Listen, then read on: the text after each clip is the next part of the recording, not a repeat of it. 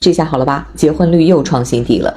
The statistics for the third quarter of 2024, released by the Ministry of Civil Affairs, show that the national marriage rate has hit a new low, drawing widespread attention. According to the data, the total number of marriage registrations in the first 3 quarters of this year was 4.747 million pairs, while the number of divorce registrations reached 1.967 million pairs. It is expected that 2024 will become the year with the lowest number of marriage registrations since 1980. This means that not only is the number of marriages declining, but the marriage rate is also set to reach a historic low, which is quite concerning. What is even more surprising is that usually, the National Day holiday sees a peak in marriage registrations, but this year, the third quarter saw a new low in the number of marriages registered, breaking the record for the fewest marriages in a single quarter. In the past, marriage numbers typically rebounded during the holiday period, but this year, the situation is completely different. This trend raises concerns. Earlier, people were hopeful that 2024, being the year of the dragon in China, would see a significant increase in births due to the popularity of dragon babies. However, the reality seems too optimistic. In fact, 2023 was the year that saw a concentrated release of the marriage demand that had accumulated over the past 3 years, and it is only in 2024 that the true situation has been revealed. The pressure of China's population negative growth seems to be unavoidable in the short term. To encourage childbirth, the government has made many efforts. For example, in August of this year, the Ministry of Civil Affairs released a revision of the 2024 marriage registration regulations, with the most notable change being that a household registration book is no longer required for marriage registration, a change that once became a trending topic. In addition, some areas in Shaanxi province have introduced incentives to encourage young people to marry. For instance, women who marry for the first time and are under the age of 35 can receive a one-time subsidy of 1,500 yuan, and additional subsidies are available for giving birth, including some tuition fees being waived. However, these policies seem to have not received an effective response, and the marriage and childbirth willingness of today's young people remains low. Especially among the post-95s and post-00s generation, many express their unwillingness to date or marry, and some even choose not to buy houses or consume, forming a lying flat phenomenon similar to Japan in the mid-1990s. This widespread attitude towards life is clearly detrimental to social innovation and development. Many are worried that China's future may follow Japan's path, especially since the current economic and social environment is strikingly similar to Japan's in the 1990s. For example, the sharp decline in housing prices, the outsourcing of many industries, and the worsening population aging problem will all put significant pressure on the country's social and economic development. Without timely and effective intervention, the difficulties in social and economic development will only worsen. 有人说你不结婚不生娃不怕别人笑话你吗？ Someone once asked me, "Aren't you afraid of being ridiculed for not getting married or having kids?" I want to say, why should I care about how others view me? If you spend all your time focusing on what others think of you, perhaps you should first check how you feel about yourself. If you really dislike yourself, then it's only natural to try to please others and care about what they say. As for those who try to judge me, I'd like to tell them, since you want to criticize me so much, perhaps you should just close your eyes and mind your own business. Everyone has their own choices and lifestyle, so why should I let the opinions of others dictate what I do? If marriage and having children are the paths that every adult must take, then let me ask, who will pay for the bride price when I get married? Are you going to help me pay for it? Who will bear the daily expenses of household needs and the costs of raising children? Are you going to cover those costs for me? Just because I choose not to get married does not mean I'm abnormal. Does that mean just because you think marriage is the only option, I should be forced to follow your standard of living? For me, my life belongs to me, and I don't need to live under the constraints of others' opinions. Many people like to measure others' lives by their own standards, thinking that if someone doesn't follow the traditional path, they must be wrong. The truth is, only you know whether you're truly happy. Many people spend their entire lives revolving around family, children and housework, and once their children grow up, get married and have their own families, they might find themselves spending their later years alone. Do you really think your choices are worth more envy than others? Look at today's young people. How many actually want to get married and have children? Everyone is pursuing the life they want, choosing the cities they like, walking their own path, carrying their luggage, walking tall with confidence. They are free to travel at any time. This kind of life doesn't need any advice or judgment from others. Your life is yours to lead, and you don't need to please anyone who casually judges you. So, folks, remember this. Life is short. Whether to get married or have children is our personal choice. The most important thing is to learn to treat yourself well and live your life to the fullest, without worrying about the opinions and judgments of others. 不结婚就该死吗？我四肢健全，头脑清晰，靠自己。 Does the fact that I'm not married mean I'm not worthy of living? I have a healthy body, clear thoughts, and through my own efforts, today I own a car, a house, and a job. It's not that we don't want to get married, it's just that we haven't found the right man. I don't want to settle for anyone just to live my life, nor do I want to compromise myself just for the sake of marriage. I will never marry a man I don't like. Everyone has their inner desires. I used to wish that when I came home at night, there would be a light turned on for me. I hoped that when I was sick, someone would bring me a cup of warm water. I once dreamed that when I got drunk, someone would take me home and accompany me on Valentine's Day to ease the loneliness. I also wanted to meet my parents' expectations, to walk into marriage like most people, have children, and live a normal life. But maybe due to bad luck, I still haven't met the right partner. When I was younger, I was ignorant and missed the opportunity to cherish what I had, but now, at 36, I don't want to settle. I know that if I compromise and choose a man I don't like to spend my life with, I'd rather grow old alone, because to me, life should not be wasted on the wrong things. This world is so big. I want to see flowers bloom and wither, I want to see the water flow, I want to see the sun rise, and I want to meet interesting people and experience interesting things. Our lives are finite, and none of us should be trapped by the frameworks that others define for us. Our lives are neither a continuation of our parents nor a prelude to our children. Since all of this will eventually be lost, why can't I live boldly and make my own choices? Maybe I'm not perfect now, but I never rely on my parents. I strive for independence and strength. I know my parents love me, but they cannot walk my path for me. My life belongs to me, and my life is mine to live, so I should live it as I please, to make it spectacular. I will never allow my life to be wasted on pointless expectations or judgments. I will not let these external evaluations make me doubt my own life. If I gain weight, I'll lose it. If I'm tired, I'll rest. If I'm broke, I'll work harder. If I meet a man I like, I'll pursue him actively. If I meet a man I don't like, I'll decisively let him go. Everyone only has one life. Why can't I boldly do what I want, pursue my ideal partner? 我91年的，今年33岁，未婚未育。最近收到的恶评实在是太多了，才 I was born in 1991, and I'm already 33 years old this year. I'm single and don't have any children. Recently, I've been receiving a lot of hateful comments, and honestly, it's making me speechless. There are so many, it's hard to bear. Some people even told me to go home and look in the mirror to see how ugly I am. To be honest, I think these people should go look in the mirror first. Don't you have mirrors at home? It's not just your level that's low. Your eyesight is bad too. Many men have told me to lower my standards and not be too picky about a partner. I just want to ask you, I have a car, a house, savings, and a career. I'm asking for a man who's a match for me, someone with equal strength. Is that really too much to ask? I don't think my demands are too high. It's actually these men who are too weak. And some people say I'm ugly, which really shocked me. With my beautiful appearance, if you walked beside me in real life, you wouldn't even have the courage to greet me. Well, these men can only say things online to vent their frustrations. They talk about how we women are too old, ugly, and infertile.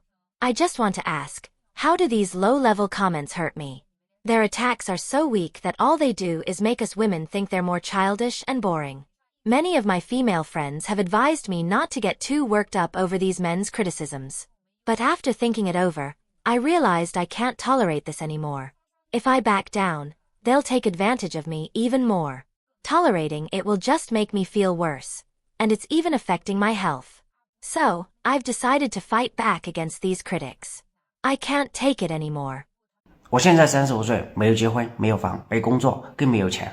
我说一下我现在的真实感受。 I am now 35 years old, unmarried, without a house, a job, and without money. Let me share my true feelings. I have realized that no matter whether it is people around you or strangers, once they know that at 35 you are still unmarried and have no achievements, they instantly label you as a failure. I have noticed that no matter how much respect others show you in the previous moment, once they learn your age and current situation, that respect quickly fades, replaced by indifference and disdain.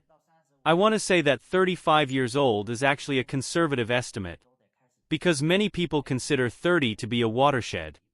If you are not married and have not established a career by 30, you are almost looked down upon by society.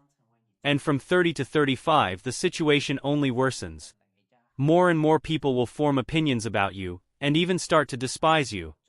Once you pass 35, nearly everyone around you looks at you with disdain, as if you are a symbol of failure. The worst part is that you will become a negative example for others to educate their children. If someone's family has a child who is not doing well or is unmarried, they will use you as a warning, telling their kids not to end up like you. Your dignity and self-respect will almost be completely destroyed, and the only respect you might get will be from strangers, which means nothing to you. What's even worse is that once people around you know about your situation, they will start pointing fingers at you and even order you to do all sorts of things, especially in rural areas. You will often be treated with disrespect and made to feel like a tool that people command around. You will always be looked down upon, no matter what you do, as if you are a useless tool, never worthy of attention. If you refuse to do what others ask, they will criticize you, saying you are incompetent and even call you bad-tempered. This situation will continue, and your condition will only worsen, eventually being seen as rotten wood that cannot be carved, as if your fate is unchangeable. Therefore, I want to tell everyone, especially those over 30, that if you leave your hometown, no matter where you go, you should avoid going back. I now almost never go back to my hometown because every time I do, I am treated with contempt. Many people believe that marriage is not important and will never marry, thinking that marriage is just trouble. Actually, I agree with this idea to some extent.